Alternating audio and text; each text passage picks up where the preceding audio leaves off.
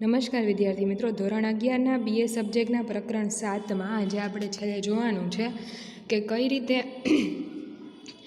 હવે 1.2 બાકી છે એ કઈ રીતે અહીંયા ઉપયોગી થાય. તો પછીનો જે પોઈન્ટ આપણે વૈશ્વિક સાહસો જોઈ લીધું, પછી આપણે વધારાના 3 પોઈન્ટ હતા જે આપણે જોયું ગઈકાલે સંયુક્ત સાહસ. હવે આજે તમારી પાસે છે જાહેર અને ખાનગી ભાગીદારી, PPP પબ્લિક પ્રાઇવેટ પાર્ટનરશિપ, જે અત્યારના સમયમાં આ વસ્તુ જોવા મળે છે, અને પછી એક છે પબ્લિક યુટિલિટી. બરાબર, તો એનો ખ્યાલ આપેલો છે કે જાહેર અને ખાનગી ભાગીદારી એ સમયની માંગના કારણે નવી ઊભી થયેલી વ્યવસ્થા. શરૂઆતમાં આવી કોઈ વ્યવસ્થા નહોતી, જાહેર ક્ષેત્ર ખાનગી ક્ષેત્ર તમને જોવા મળતું, પરંતુ હાલના સમયની માંગના કારણે આવી એક પરિસ્થિતિનું સર્જન કરવામાં આવ્યું છે, આવી એક વ્યવસ્થા ઊભી થઈ છે જાહેર અને ખાનગી ભાગીદારી, કે જેની અંદર ભારત સરકારે 1991થી ભારતમાં વૈશ્વિકીકરણનો સ્વીકાર કર્યો અને ઘણી બધી પેદાશો, સેવાઓ જે આંતરરાષ્ટ્રીય બજારમાં મળતી વસ્તુઓ ભારતીય બજારમાં ઉપલબ્ધ બની. વૈશ્વિકીકરણનો સ્વીકાર થયો એટલે કે વિશ્વના જે કંપનીઓ જે છે એ ભારતમાં આવીને એનું સ્થાપના કરી શકી, પ્લસમાં કે વિદેશી મૂડીરોકાણ શક્ય બન્યું, આપણે ઇમ્પોર્ટ એક્સપોર્ટ કરી કે એની રિલેટેડ ઘણી બધી સુવિધાઓ થઈ. તો આના લીધે શું થયું કે ઘણી બધી પેદાશો અને સેવાઓ જે આંતરરાષ્ટ્રીય બજારમાં ઉપલબ્ધ હતી એ ભારતમાં આવીને એનું બજાર બની શક્યું, ભારતીય બજારમાં એ ઉપલબ્ધ બની શકી. પરંતુ તે માટેનું જરૂરી માળખું તૈયાર કરવા મોટા પાયે રોકાણની જરૂરિયાત ઊભી થઈ. હવે ઉદાહરણ તરીકે જો તમને આપ્યું છે કે હવાઈ સેવા માટે એરપોર્ટનું વિસ્તૃતીકરણ અને તેને લગતી અન્ય સેવાઓ અત્યંત જરૂરી હતી. હવે એવી કોઈ વિદેશી કંપની અથવા તો એવી કંપનીઓ અસ્તિત્વમાં આવ્યા. જસ્ટ તમને એક્ઝામ્પલ હવાઈ સેવાનું આપ્યું છે. હવાઈ સેવા માટે તમારી પાસે અત્યારે ઘણી બધી તમે બહારથી ઇમ્પોર્ટ કરીને ને એવી રીતે ઘણા બધા સાધનો ઉપલબ્ધ કર્યા, ઘણી બધી એવી ક્રાફ્ટ ને એવું પણ લીધું, પરંતુ આની માટે એરપોર્ટનું વિસ્તૃતીકરણ જરૂરી બન્યું. હવે જેટલા તમારી હવાઈનો ઉપલબ્ધ હશે એની સામે તમારી પાસે એરપોર્ટ પણ જોશે ને, તો એનું વિસ્તૃતીકરણ જરૂરી હતું. અને એને લગતી બીજી સેવાઓ કે જે એરપોર્ટમાં ને એમાં જરૂરી હોય, એ બધી સેવાઓ અત્યંત જરૂરી હતી. નવી અને આધુનિક કાર માટે સારા રોડ હોવા અત્યંત જરૂરી હતા. તમે બહારથી કાર આવી તમારા દેશમાં, બરાબર, આ બધી જે કાર્સ જે છે, બરાબર, જે વિદેશી કંપનીઓની કાર અત્યારે તમે જે વાપરી રહ્યા છો એ બધી કાર કેવી છે, ઓડીને એ બધી, કે એની માટે ઘણી બધી એવી બીજી કાર કે એની માટે સારા રોડ હોવા જરૂરી હતા. કારણ કે ત્યાંના રોડ ને બધું એ ટાઈપનું હોય જ્યાંની એ કંપની હોય, પણ અહીંયા જ્યારે ભારતમાં આવે તો આપણને પડ્યા રોડની ને એની હાલત ખબર જ હોય. તો ત્યારે એવા સારા એવા રોડની જરૂરિયાત બની. આ માળખું, જે પ્રાથમિક માળખું, જે જરૂરિયાતનું માળખું કહેવાય, એ માળખાના વિકાસ માટે ખૂબ મોટું રોકાણ સરકાર માટે ટૂંકા ગાળામાં કરવું અશક્ય હતું. આ બધા માટે હવે તમારે એરપોર્ટનું વિસ્તૃતીકરણ કરવું હોય, આવી રીતે રોડ સેવા, તો જસ્ટ 2 એક્ઝામ્પલ હતા. આવી તો કેટલી બધી સેવાઓની કે જે માળખા ઊભા કરવાની વાત છે એ જરૂરી હતા, અને એની માટે સરકારે રોકાણ કરવું પડે. અને એ જે મોટું રોકાણ હોય, નાનું સૂનું ન હોય, ખૂબ મોટા પ્રમાણમાં એ રોકાણ કરવું પડે એમ હતું.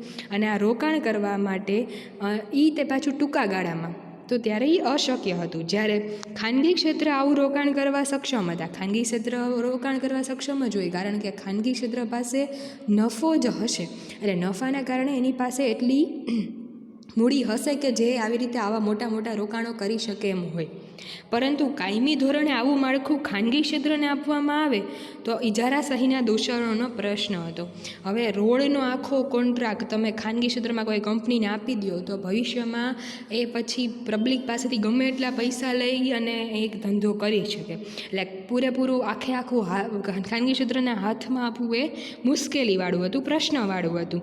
જ્યારે એક નવી વ્યવસ્થા સ્વીકાર્ય બની કે એ અનુસાર સરકાર આવા માળખા માટેની જમીન આપે, વિકાસ કરવા માટેનું રોકાણ ખાનગી ક્ષેત્ર કરે, જેના બદલામાં સરકાર ખાનગી ક્ષેત્રને ચોક્કસ વર્ષના સમયગાળા માટે તે માળખાના લાભાર્થીઓ પાસેથી ચોક્કસ રકમ ફી તરીકે વસૂલવાનો અધિકાર આપશે. જો સમજજો, વસ્તુ શું કરશે કે જમીનને જે પાયાના જે સંસાધનો છે ને એ સરકાર પૂરી પાડશે, ખાનગી ક્ષેત્ર એની ઉપર વિકાસ કરશે. મીન્સ કે કોઈ ધારો કે કોઈ જગ્યાએ લાઇબ્રેરીની કે એવી જરૂર છે, તો ત્યાં લાઇબ્રેરી ઊભી કરવા માટેની જમીન, એનું બાંધકામ એ બધું સરકાર પૂરું પાડશે, પરંતુ એની માટે જે રોકાણ કરવું પડશે, એ બનાવવું પડશે, ત્યાંની બધી સંસાધનો ત્યાં લઈ આવવા પડશે, એ ખાનગી ક્ષેત્રએ કરવાનું. અને ભવિષ્યમાં એના લાભાર્થીઓ એટલે લાઇબ્રેરીમાં જે લોકો આવે છે એ લોકો પાસેથી જેની રજિસ્ટ્રેશનને ફી છે એ લેવાની છૂટ આપી. બરાબર, એટલે ખાનગી ક્ષેત્રને જે એને રોકાણ કર્યું છે એનું વળતર પણ મળી જશે અને પૂરેપૂરું ખાનગી ક્ષેત્રના હાથમાં આ વસ્તુ જશે નહીં. બરાબર, સરકારનો હસ્તક્ષેપ એમાં બે સાથે ટૂંકમાં બેની ભાગીદારીથી આ કામ થશે. ચોક્કસ સમયગાળો પૂરો થાય ત્યાં સુધી આવા માળખાની જાળવણીનું કાર્ય પણ ખાનગી ક્ષેત્રને રાખવાનું રહેશે અને તે પછી આવું માળખું ખાનગી ક્ષેત્ર સરકારના હવાલે કરી દેશે. એ જો તે ચોક્કસ સમયગાળા માટે જે ફીસ વસૂલ કરવાની છૂટ આપી એવા ચોક્કસ સમયગાળા માટે એનું સંચાલન કરવાનું, એનું જાળવણી કરવાનું કામ પણ ખાનગી ક્ષેત્રનું રહેશે. પછી ચોક્કસ સમયગાળા પછી એ વસ્તુ સરકારના હવાલે કરી દેશે. પછી તે માળખાની જાળવણીનું કામ સરકારનું રહેશે. ઉદાહરણ તરીકે અમદાવાદ વડોદરાને જોડતો એક્સપ્રેસ વે, આ જે એક્સપ્રેસ વે છે એનું એવી રીતે હશે કે એની જમીનને એનું કઈ રીતે કરવું એ બધું સરકારે આપેલું હશે, પરંતુ એના બાંધકામ, જે આ એક્સપ્રેસ વે જે ચાલુ કર્યો એના બાંધકામનું એનું કામ ગવર્મેન્ટે કોઈ ખાનગી કંપનીને આપેલું હશે. હવે ત્યાંથી ટોલ ને એ બધું ઉઘરાવાનું થોડાક સમય માટે ખાનગી ક્ષેત્રના હાથમાં હોય, પરંતુ ભવિષ્યમાં એ સરકારના હવાલે કરી દેવાનું. એટલે આ રીતે આખો એક, અને પછી સરકાર જ એની જાળવણી કરશે, સરકાર જ એનું સંચાલન કરશે. એટલે આ રીતે એક આખી ખાનગી અને જાહેરની બેની ભાગીદારીથી આવો એક નવો કોન્સેપ્ટ અસ્તિત્વમાં આવ્યો કે જે બધી બાજુથી વ્યવસ્થિત અને સરળ પડે એવો હતો વિકાસ માટે અને સરકાર માટે પણ. એટલે પબ્લિક પ્રાઇવેટ પાર્ટનરશિપ PPP આ પણ એક નવો કોન્સેપ્ટ યાદ રાખવો, ગમે ત્યાં પૂછાય તો આપણને ક્લિયર હોવો જોઈએ. પછીનું તમારી પાસે એક છે જાહેર ઉપયોગિતા, પબ્લિક યુટિલિટી. એનો ખ્યાલ જોઈએ તો શહેરો અને ગામડાઓના વિકાસને કારણે નાગરિક સુવિધાઓની જરૂરિયાત સતત વધતી ગઈ. બરાબર, એની પાણીથી લઈને નાની મોટી બધી સુવિધાઓ આવી જાય. આધુનિક નાગરિક જીવનમાં કેટલીક સેવાઓ અને સુવિધાઓ અનિવાર્ય બનતી જાય છે. આવી જરૂરિયાતવાળી સેવાઓ અને સુવિધાઓ કાર્યક્ષમ રીતે અવિરત પૂરી પાડવા વ્યવસ્થાતંત્રને જાહેર ઉપયોગિતા તરીકે ઓળખવામાં આવે છે. સમજો, આવી જરૂરિયાતવાળી સેવાઓ અને સુવિધાઓ કાર્યક્ષમ રીતે અવિરત પૂરી પાડતા વ્યવસ્થાતંત્રને જાહેર ઉપયોગિતા તરીકે ઓળખવામાં આવે છે. એની અંદર શું શું આવશે તો કે જાહેર ઉપયોગિતાના એકમો પાણી પુરવઠો, વીજળી, શહેરી મુસાફરી માટેના વાહનો, સંદેશા વ્યવહાર, ગેસ, ગટર વગેરે જેવી પ્રાથમિક સુવિધાઓ પૂરી પાડતા હોય છે. આજે જાહેર ઉપયોગિતાના જો આજે તમને ઉદાહરણ આપ્યા, પાણી પુરવઠો, બરાબર, એ આવે. પછી વીજળી, PGVCL હોય, જે RMTS ને BRTS ને એ જે છે, સંદેશા વ્યવહારના એવા સાધનો.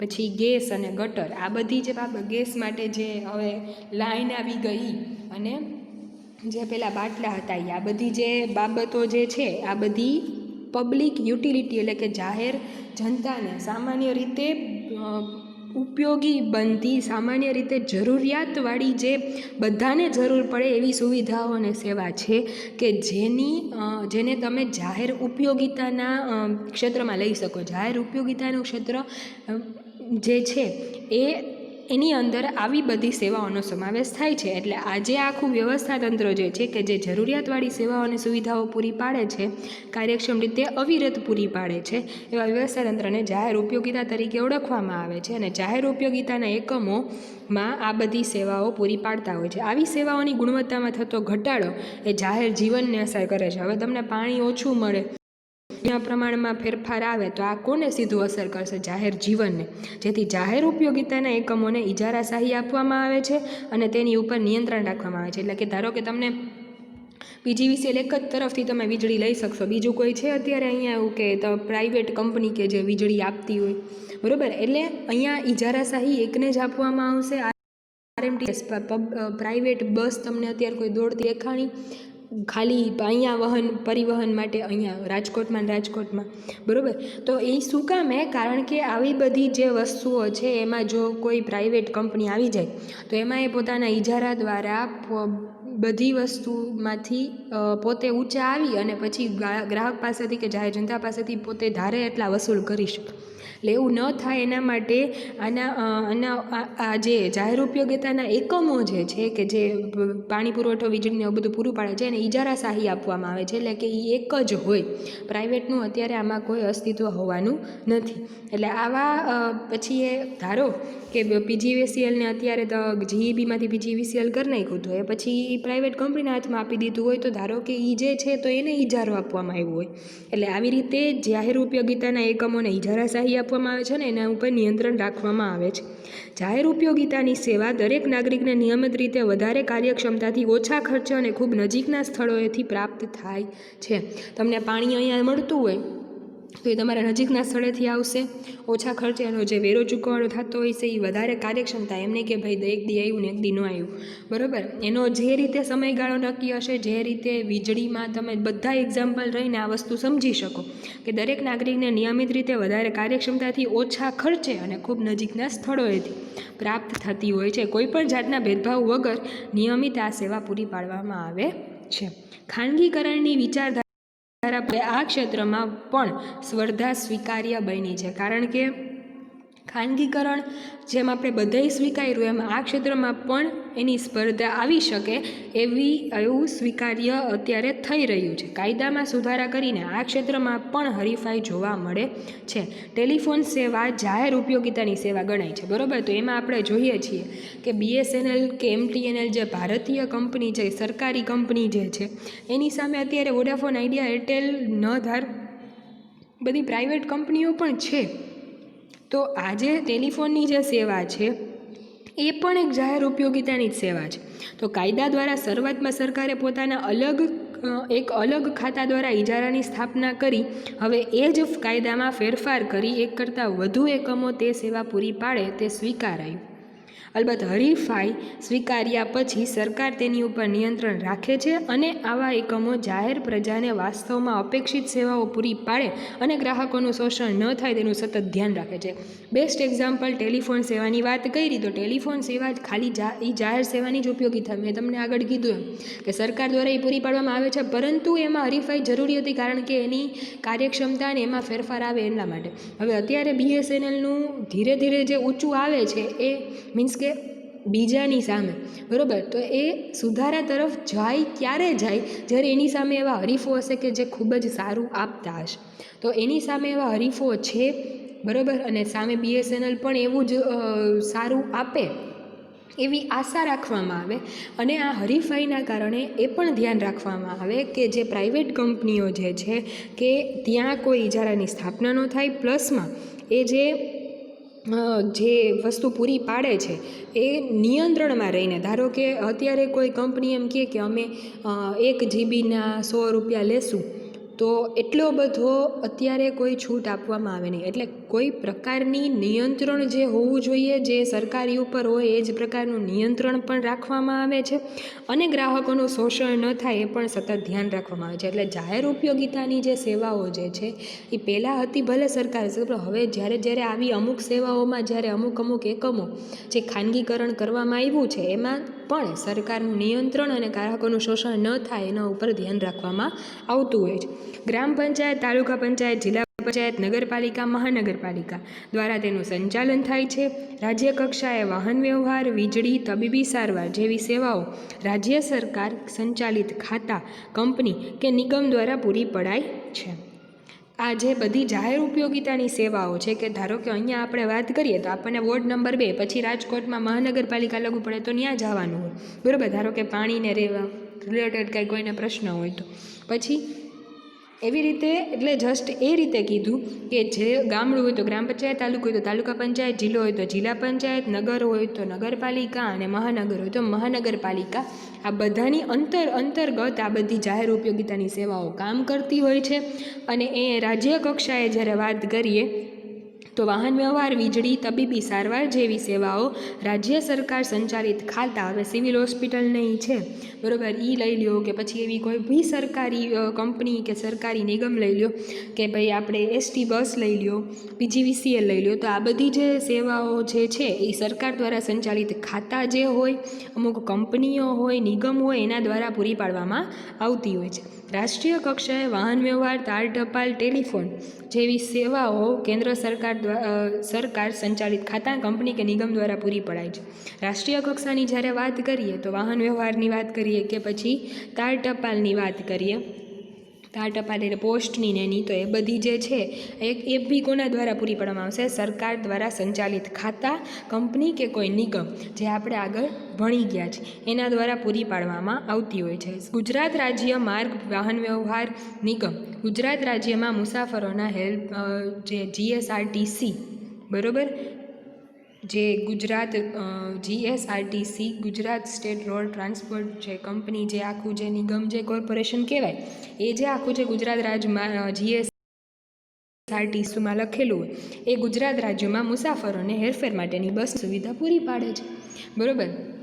તો આ રીતે ગુજરાત સરકાર દ્વારા, પછી રાષ્ટ્ર એટલે કે કેન્દ્ર સરકાર દ્વારા આ રીતે જાહેર ઉપયોગિતાની સેવાઓ પૂરી પાડવામાં આવતી હોય છે. આમ જાહેર ઉપયોગિતાનો હેતુ જીવન જરૂરી અને જીવન જીવવામાં વધુ સરળતા સર્જે તેવી સેવાઓ પૂરી પાડવાનો છે, અને આ સેવાઓના કારણે જનજીવન સરળ બને છે, બરાબર. આ બધી સેવાઓ તમારી પાસે બસની, પછી પ્રાઇવેટ બસો ઘણી હશે નો ડાઉટ, પણ માણસ એસટીમાં જવાનું સ્વીકારશે એની ક્વોલિટીને એ બધું સારું હશે તો, બરાબર. કારણ કે સામે એને એટલા પૈસા નહીં જાય, જાહેર જનતા, ગરીબ અમીર બધા માટે એ લાભદાયી હશે. એટલે આ બધી જાહેર ઉપયોગિતાની સેવાઓ છે એ જાહેર જનતાને સીધી અસર કરે છે અને એના જાહેર જીવનને સરળ બનાવે છે. તો આપણે અહીંયા સુધી આ પાઠ અહીંયા પૂરો થાય છે. પાઠ આખામાં આપણે જે જોયું એના પછી આ જે 3-4 પોઈન્ટ છે એ અત્યારની સ્થિતિને અનુલક્ષીને આપેલા છે કે અત્યારે આ બધી વસ્તુ તમને જોવા મળે છે. અહીંયા સુધી રાખીએ અને પછીનું નેક્સ્ટમાં જોશું. Thank you.